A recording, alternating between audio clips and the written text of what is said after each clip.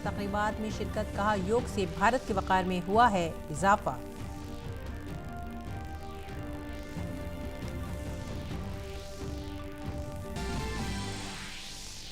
वज़ीर आज़म नरेंद्र मोदी की बीजेपी के ज़ेर इक़्तिदार रियासतों के वज़राए आला के साथ मीटिंग, बेहतर हुकूमत के तरीक़े अमल पर हुई बातचीत, गुड गवर्नेंस के ताल्लुक से तमाम वज़राए आला को दिए मंत्र।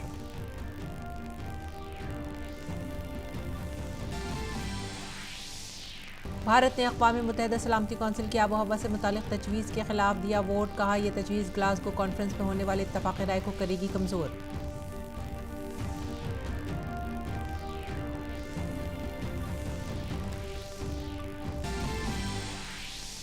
वज़ीर ख़ारजा एस जयशंकर की ग्लोबल टेक्नोलॉजी समिट 2021 के छठे एडिशन में शिरकत, कहा जमहूरियतों को ख़ासतौर पर टेक्नोलॉजी से पैदा होने वाले बाज़ मुनफरिद चैलेंजेस का करना पड़ता है सामना।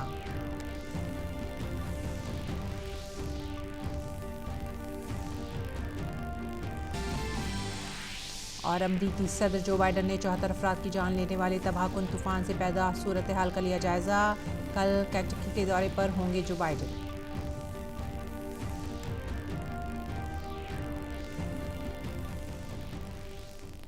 आदाब नाज़रीन, शाम 5:30 बजे की उर्दू खबरों में आप सभी का खैर मकदम है। मैं हूँ सादिया लील। नज़र डालते हैं खबरों की तफसीलात पर।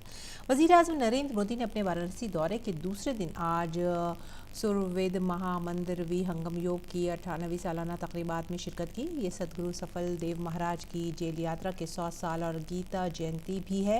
वज़ीर आज़म नरेंद्र मोदी ने सुरवेद मंदिर का दौरा किया और सदाफल देव के मुजस्मे पर गुलहाए अक़ीदत नज़र किए। इस दौरान वज़ीर आज़म ने पूरे महामंदिर धाम को देखा और मंदिर के ख़ुसूसियात के बारे में भी मालूमात हासिल की।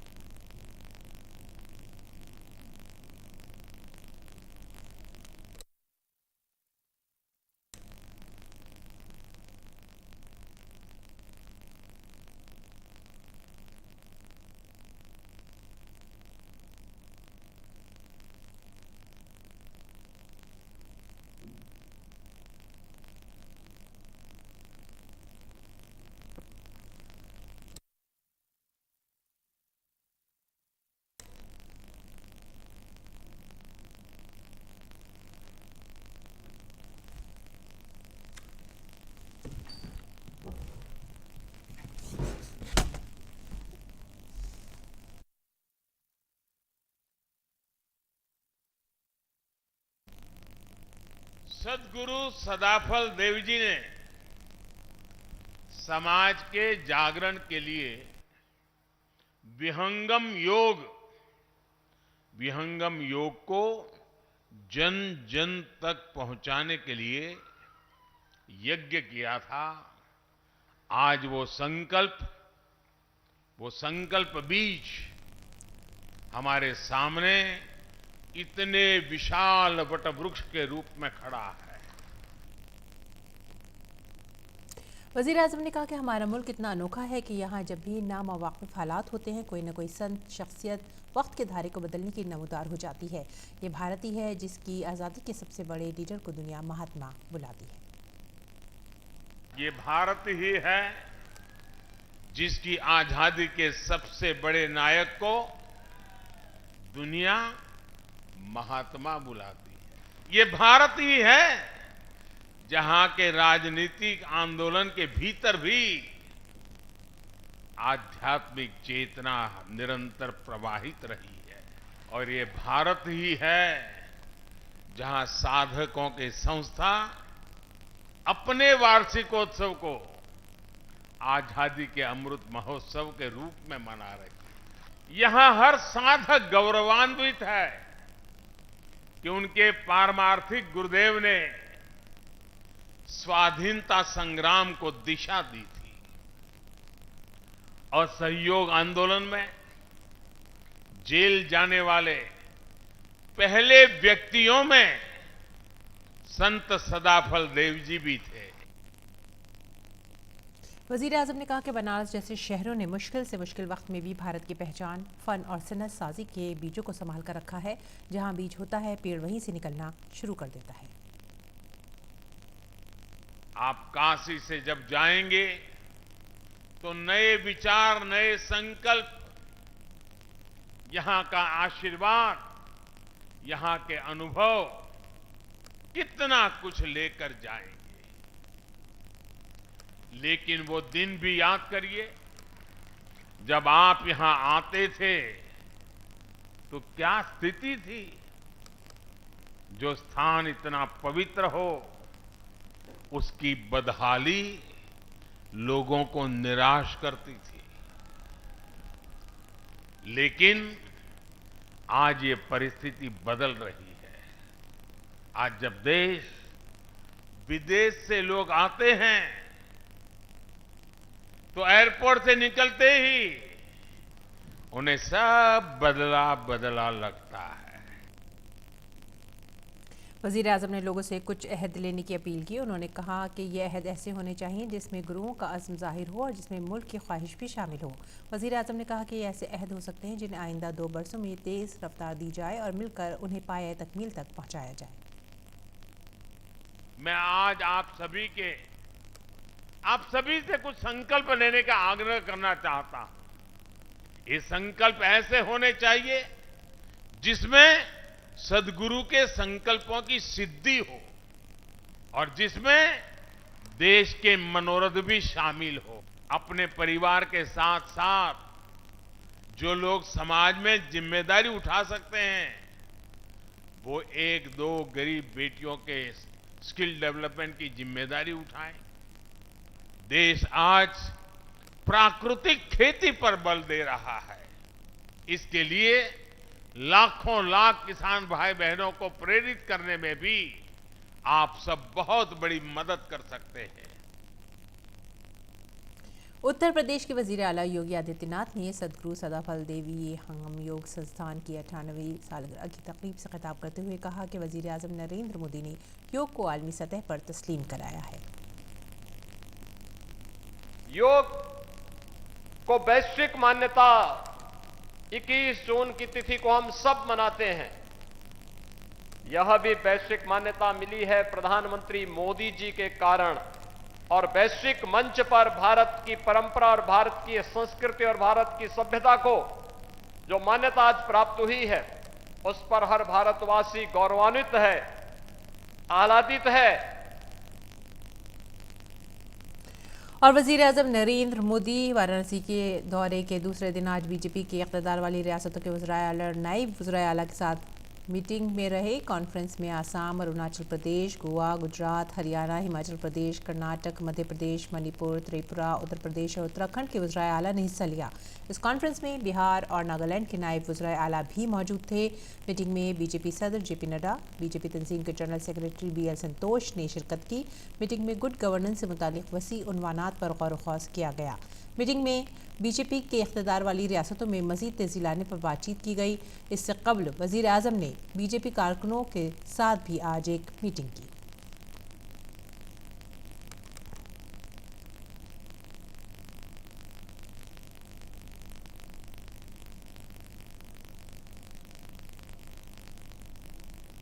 आगे बढ़ते अगली खबर की तरफ। पार्लिमानी उमूर के मरकजी वज़ीर प्रहलाद जोशी ने राज्यसभा के अरकान पार्लियामेंट की मुअत्तली के मामले पर कहा है कि सबके साथ इस पर बातचीत की जा रही है।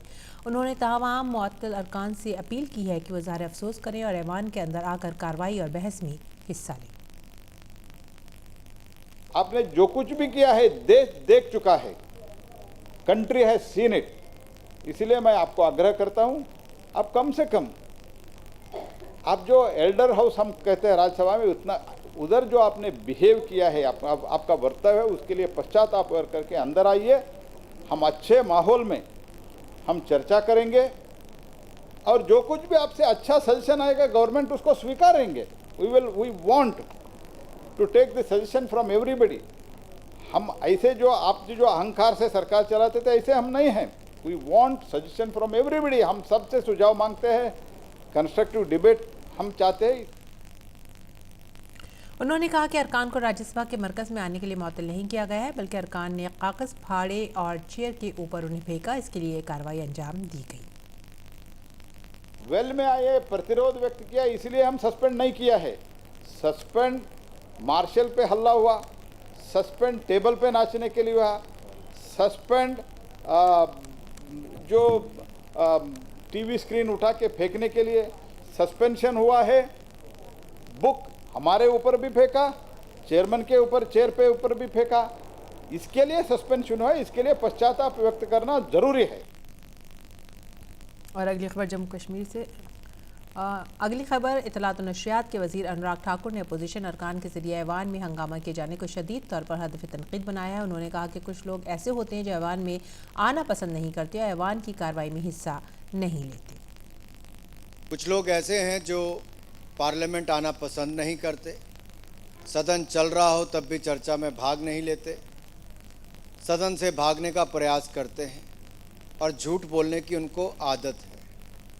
जहां एक और लोकसभा राज्यसभा में प्रश्नकाल से लेकर बाकी बिल्स पर चर्चा हो रही है, वहीं पर कुछ लोग देश को भ्रमित करने का काम कर रहे हैं। दुर्भाग्य ये है कि वो उस सदन को अपमानित करते हैं जहां पर उनके परिवार के एक नहीं 4-4 पीढ़ियों को आने का अवसर भी मिला। वो सदन के अंदर समय कम और बाहर ज़्यादा लगाने का काम करते हैं। अनुराग ठाकुर ने यूपीए हुकूमत की मुद्दत-ए-कार के दौरान पार्लियामेंट की कार्रवाई की याद दिलाई। उन्होंने कहा कि यूपीए के दौर में ऐसे बिल पास हुए जहां रियासतों को बनाने का काम हुआ और अरकान पार्लियामेंट को ऐवान से उठाकर बाहर फेंक दिया गया। रिकॉर्ड कहता है, जहां तक दिन में बिल पास करने की बात करते हैं तो मैं खुली चुनौती देता हूं। यूपीए के कार्यकाल को देखिए, उस समय दिन में ना केवल बिल पास होते थे बल्कि ऐसे बिल पास हुए जहां पर राज्यों को बनाने का काम किया गया। वहां पर उठाकर सांसदों को हाउस से बाहर फेंक दिया गया। मोदी जी की सरकार में 7 वर्षों में हर विषय पर, हर मुद्दे पर गहराई से, गंभीरता से जिस पर भी चर्चा करनी चाहिए हमने चर्चा की है। और जम्मू कश्मीर के पुंछ जिले के बहरमगाला में हिफाजती दस्तों और दहशतगर्दों के दरमियान तसादुम में एक दहशतगर्द मारा गया है। मारे गए दहशतगर्द से एक AK-47 और 4 मैगजीन बरामद हुए हैं।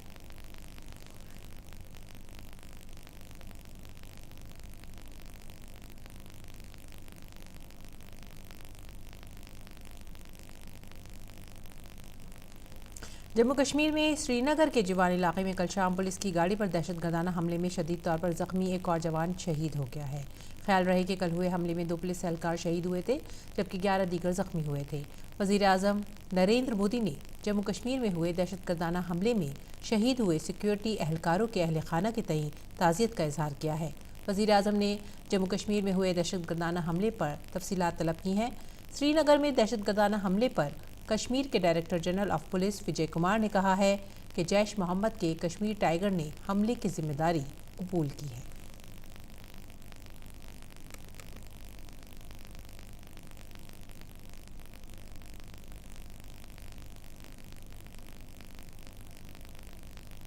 और अब बात करेंगे टीकाकारी मुहिम की। मुल्क में कोरोना के खिलाफ वैक्सीनेशन मुहिम तेज़ रफ्तारी से जारी है। अब तक मुल्क में कोरोना वैक्सीन की 133 करोड़ 88 लाख से ज़्यादा खुराकें दी जा चुकी हैं। वैक्सीनेशन मुहिम के 322वें दिन शाम 7 बजे तक 66 लाख से ज़्यादा वैक्सीन लगाई गई।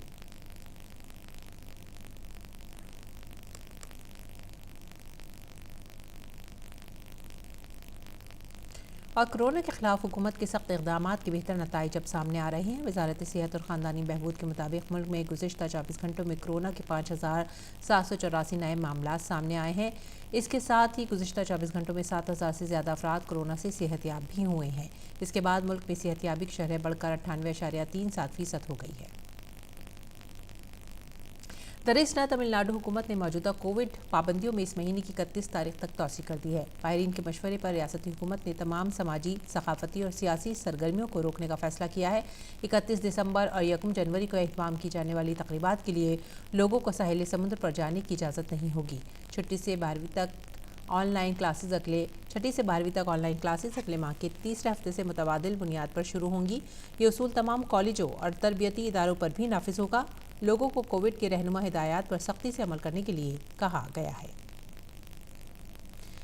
सुप्रीम कोर्ट ने उत्तराखंड में सभी मौसम में चलने वाली सड़क यानी ऑल वेदर रोड को चौड़ा करने की इजाज़त दे दी है। सुप्रीम कोर्ट ने कहा है कि हुकूमत का फैसला मुल्क की दिफाई ज़रूरतों के मुताबिक है। इस मसले पर समाअत के दौरान मरकज़ ने दलील दी थी कि सरहद की दूसरी जानिब चीन की तरफ चीन ने चौड़ी सड़कें बनाई हैं। जंगी सूरत में फ़ौज और मिसाइल को जल्द पहुंचाने के लिए चौड़ी सड़क की ज़रूरत है। एक गैर सरकारी तंजीम ने सड़क को 10 मीटर तक चौड़ा करके डबल लेन बनाने को चैलेंज दिया था। सुप्रीम कोर्ट ने मुल्क की दिफाई ज़रूरतों की बुनियाद पर हुकूमत के नोटिफिकेशन को सही करार दिया है, लेकिन माहौलियात से मुतालिक तशवीशात पर नज़र रखने के लिए साबिक़ जज A.K. सीकरी की सदारत वाली कमेटी तश्कील दी गई है। कमेटी रास्त तौर पर सुप्रीम कोर्ट को रिपोर्ट करेगी। और मौसमियाती तब्दीली के पेश नज़र ज़रूरी लागत को कम करके किसानों की आमदनी बढ़ाने के मकसद से मुल्क में कुदरती ज़राअत के तईं बेदारी का काम किया जा रहा है। इसी सिलसिले में गुजरात में कुदरती ज़राअत पर मबनी एक कौमी सरबराह इजलास का इनेकाद किया गया है, जो 16 दिसंबर तक जारी रहेगा। कॉन्फ्रेंस के दौरान कुदरती ज़राअत पर मारूफ मुकर्रर अपने ख्यालात का इजहार करेंगे। इसके अलावा कॉन्फ्रेंस के साथ ही एक नुमाइश का भी इनेकाद किया जा रहा है, जिसमें 300 नुमाइशकार ज़राअत से मुतालिक मसनूआत की नुमाइश करेंगे। वज़ीर आज़म नरेंद्र मोदी 16 दिसंबर को प्रोग्राम के अख्तामी इजलास के दौरान किसानों से खिताब करेंगे, जिसमें मुस्तक़बिल की खेती के बारे में बताया जाएगा। कॉन्फ्रेंस में तकरीबन 5000 किसान हिस्सा लेंगे। भारत ने अक़वाम मुत्तहिदा की सिक्योरिटी कौंसिल में माहौलियाती तब्दीली से मुतालिक बहस के लिए एक रस्मी जगह बनाने का मुतालबा करने वाली करारदाद के मुसव्वदे के खिलाफ वोट दिया है। भारत की दलील ये है कि यह कदम हाल ही में ग्लासगो में ख़त्म हुए सरबराह इजलास में हुए इत्तफ़ाक़ को कमज़ोर करने की कोशिश करता है। भारत और रूस ऐसे मुल्क थे जिन्होंने इस करारदाद की मुखालफत की है, जबकि चीन ने एतराज़ किया। अक़वाम मुत्तहिदा में भारत के मुस्तक़िल नुमाइंदे T.S. त्रिमूर्ति ने कहा है कि करारदाद लाने का कदम मुनासिब प्लेटफॉर्म यानी माहौलियाती तब्दीली पर अक़वाम मुत्तहिदा फ्रेमवर्क कन्वेंशन में ज़िम्मेदारी से बचने की ख्वाहिश से मुतासिर है।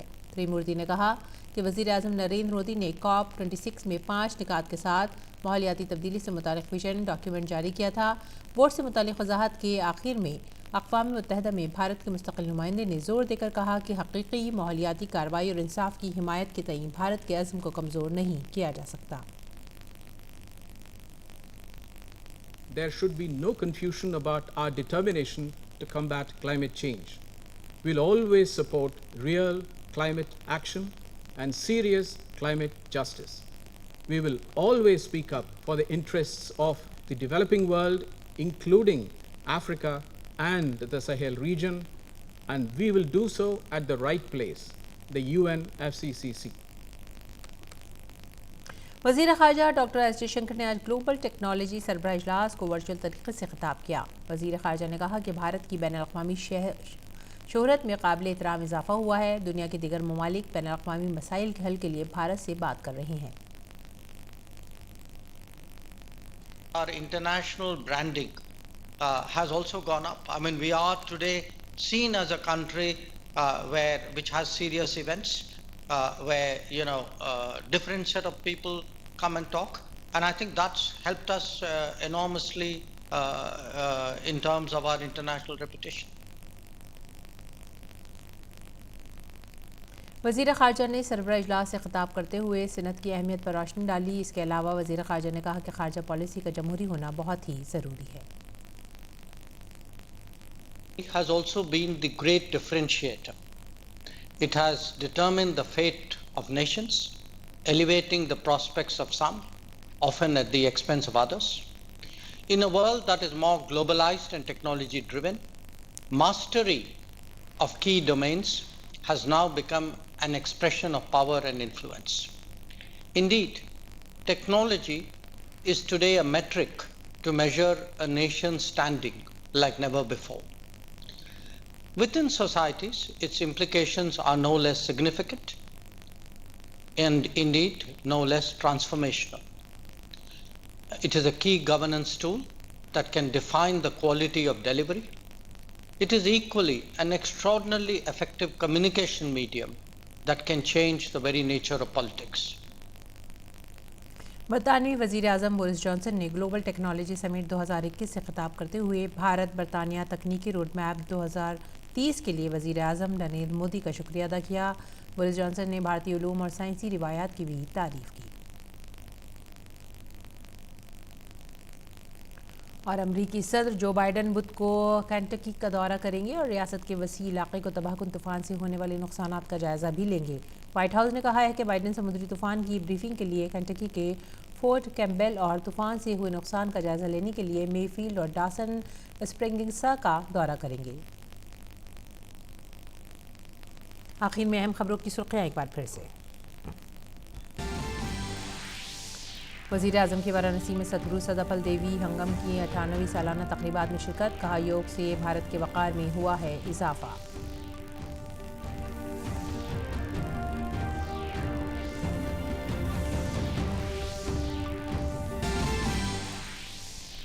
वज़ीर आज़म नरेंद्र मोदी की बीजेपी के ज़ेर इक़्तिदार रियासतों के वज़राए आला के साथ मीटिंग। बेहतर हुकूमत के तरीक़े अमल पर हुई बातचीत। गुड गवर्नेंस के ताल्लुक़ से तमाम वज़राए आला को दिए मंत्र।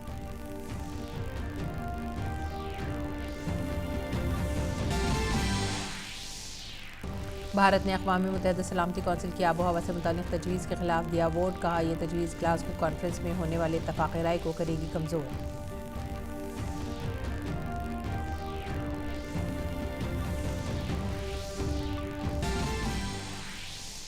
वज़ीर ख़ारजा एस जयशंकर की ग्लोबल टेक्नोलॉजी समिट 2021 के छठे एडिशन में शिरकत। कहा, जमहूरियतों को ख़ास तौर पर टेक्नोलॉजी से पैदा होने वाले बाज़ मुनफरिद चैलेंजेस का करना पड़ता है सामना।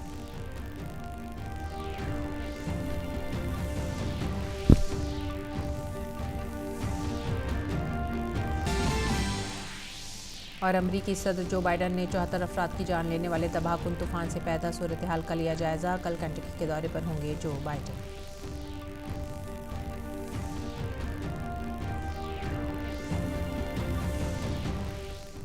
इसी के साथ ही अब वक्त हो गया आप सभी से विदा लेने का। आप हमारी पूरी टीम को दीजिए इजाज़त। आदाब।